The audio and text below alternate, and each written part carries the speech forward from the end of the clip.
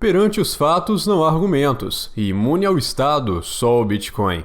Esse é o Visão Libertária, sua fonte de informações descentralizadas e distribuídas. Em dezembro de 2021, o FMI e 10 países fizeram uma simulação de cyberataque ao sistema financeiro global. Segundo a mídia tradicional, a simulação usou notícias falsas de que no cenário criado, o ataque levaria os mercados globais ao caos e uma corrida aos bancos para saque de dinheiro. Para saber mais dessa simulação, assista ao vídeo Evento do FMI em Israel descreve cenário de corrida aos bancos e feriado bancário mundial. Quando o brasileiro ouve falar de corrida aos bancos, já se lembra do governo Collor, quando ordenaram o confisco nas contas poupança a partir de um certo valor, acima de 50 mil cruzeiros. O cruzeiro foi uma moeda com o nome repetido, na tentativa de recuperar sustentação econômica. Ele durou de março de 1990 a julho de 93, quando perdeu todo o poder de compra, que, demorando ou não, é o destino de todas as moedas estatais. E agora vamos entender o que levou todos à corrida bancária aqui no Brasil e entender se há uma possibilidade disso rolar em um nível global. E de crises, o brasileiro entende bem.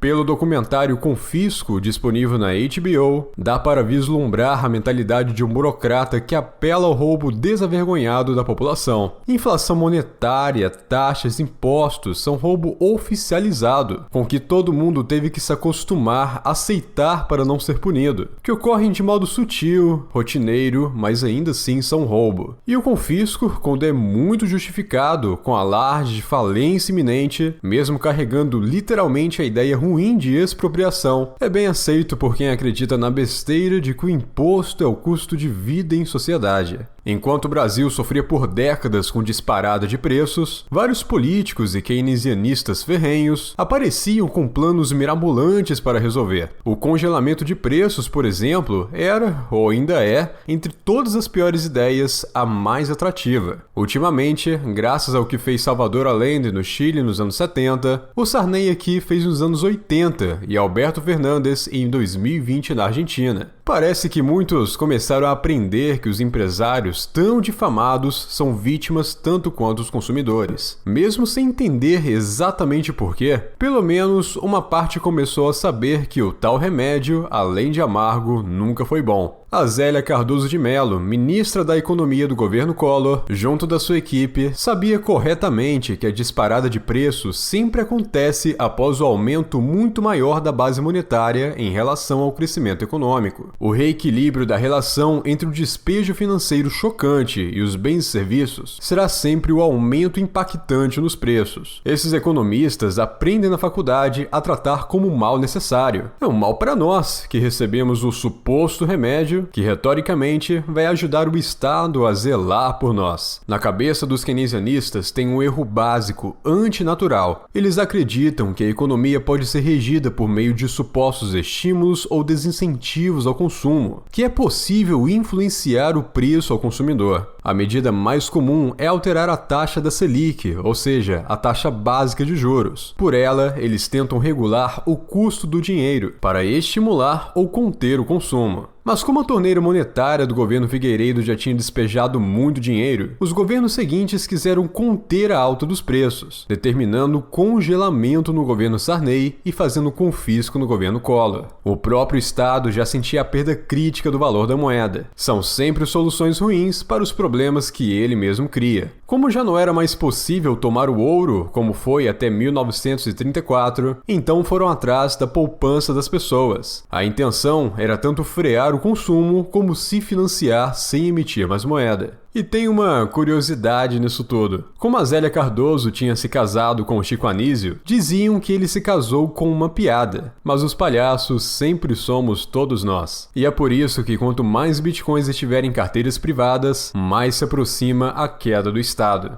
E os keynesianistas não estão errando, é de propósito. John Maynard Keynes era um socialista inglês que defendia que o Estado deveria sempre intervir para reger a economia. É essa escola de pensamento hegemônica exigida pelo MEC para os cursos acadêmicos de economia. Mas enfim, ela mandou os bancos confiscarem a grana das pessoas. Foi da noite para o dia, entre domingo e segunda-feira. Tudo acima de 50 mil foi confiscado. Os poucos que souberam de antemão, ou que, por sorte, acreditaram no boato que estava rolando, conseguiram sacar. Mas o resto, assim que ficou sabendo, correu aos bancos, mesmo que tardiamente, pelo medo de perder mais. E a dona Zélia, aos repórteres que insistiam em saber antes, negava terminantemente. A família entrevistada para o filme, que perdeu as suas reservas financeiras no banco, chegou a relatar que pensou em tirar tudo das contas. Eles já estavam suspeitando do confisco, mas o pai não acreditou e mantiveram o dinheiro lá. Graças ao histórico de outros lugares, no Brasil, o fantasma do confisco já rondava o imaginário por conta dos preços absurdos e das tentativas de políticos, que nunca vão assumir que eles mesmos pioram a vida de todos. Entre 1980 e 89, a nossa pior herança foi a chamada hiperinflação de preços, que foi em média de 233,5% ao ano. Na década seguinte, chegou a quase 500%. E isso são médias. Teve meses em que a média mensal anualizada chegou a 900%. A maior taxa mensal foi de 80%. Veja o vídeo A Inflação é uma Droga em que todos se viciaram. Na Colômbia, recentemente, teve um confisco parecido. E também tem um vídeo falando sobre isso. Em 2015, duas autoras de um documento recomendam a governos que considerem fazer repressão financeira, que é só um nome menos duro para confisco. O documento se chama A Liquidação da Dívida Pública, escrito por Carmen Reinhardt e Belen Brancia. Elas indicam um confisco mais ou menos assim, abre aspas, repressão financeira por meio de uma variedade de mudanças regulatórias, implícitas ou explícitas, tetos de taxas nominais de juros e, em alguns casos, controles de capital e persuasão moral, para induzir as instituições domésticas a adquirir mais títulos de dívidas do governo. Como não é muito específico, dá margem a muitas interpretações. Não é um confisco igualzinho da Célia não, mas é também o governo tomando seu dinheiro por vários meios. É roubo do mesmo jeito e cada vez mais escancarado. Esses documentos de trabalho do FMI se baseiam em pesquisas ainda em andamento e não no ponto de vista da instituição. Mas mesmo assim, nada justifica eticamente o roubo. E se estavam pesquisando, é porque cogitaram propor isso ao Fundo Monetário Internacional. Veja bem, se rolasse um confisco hoje, explícito ou implícito, isso poderia gerar uma corrida bancária que tornaria mais interessante a simulação feita em dezembro de 2021. Talvez as notícias falsas na simulação não sejam tão falsas assim. Quem juntar esse documento do FMI com a simulação de corrida aos bancos, fica alerta. Afinal, gato escaldado tem medo até de água fria, e cachorro picado por cobra tem medo até de linguiça. A boa notícia, pelo menos aqui no momento atual, o barateamento da proliferação de informação ajuda a mitigar a passividade popular. Sabemos que cartazes na rua não mudam nada, principalmente se ainda continuarem a pedir que o Estado resolva. Mas um dos eventos mais didáticos para entender que só a propriedade soberana do dinheiro pode melhorar o mundo contra o Estado é o protesto pacífico do Comboio da Liberdade no Canadá, contra a imposição de um documento alegadamente sanitário. Ele ganhou o apoio massivo das pessoas, que doaram mais de 20 bitcoins à causa, principalmente depois que o governo mandou congelar o montante arrecadado em plataformas de financiamento. Além disso, o governo quer bloquear as contas correntes e a chegada de mantimentos aos manifestantes. Como dizia Ludwig von Mises, todo socialista é um ditador disfarçado. E hoje ele poderia completar, mas felizmente agora o mundo tem Bitcoin.